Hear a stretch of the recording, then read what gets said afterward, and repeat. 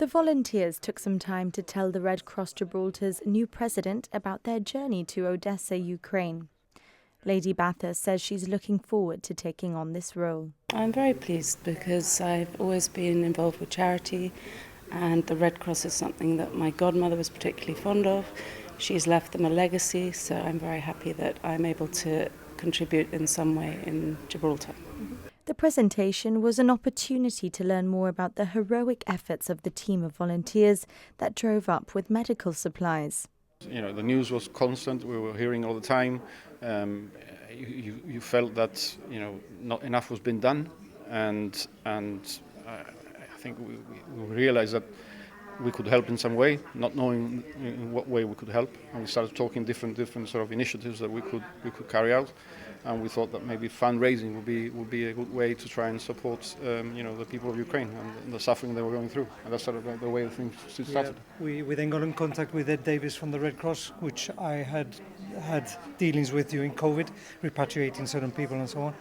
And he said, funny enough, I already made contact with the Red Cross Odessa border town next to Romania, and they needed medical supplies. So we started looking at obtaining medical supplies. We thought we were going to get a couple of £1,000, so we thought we'd buy some battlefield first field dressings and so on and try and get them over. But we concentrated on corporate, really. We wrote a letter together with Ed Davis, we sent it out to corporate, and then the money started flowing in like crazy. The fundraising allowed the team to raise substantial amounts to purchase the supplies. But it didn't stop there. Between funds that came in later, VAT refunds and savings on the trip, the team have managed to donate over £6,000 to the Red Cross. We're really grateful to both Dee and Brian. It's amazing what they've done. But in total we collected over 150,000 for the Ukraine appeal. And that ran at the same time as 3 other appeals. So we were collecting money for the Gaza explosion. We were also collecting money for the Syrian earthquake, for the Morocco earthquake. We collected a similar amount, around another 150,000 for the Morocco earthquake. Of course, that's very close to Gibraltar. There were locals who took truckloads and carloads of supplies, wanted to go to the affected area, wanted to do something.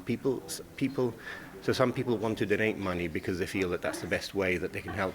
Other people actually want to feel closer to the event. It's also the first time we've had the opportunity to speak with the newly appointed governor's wife.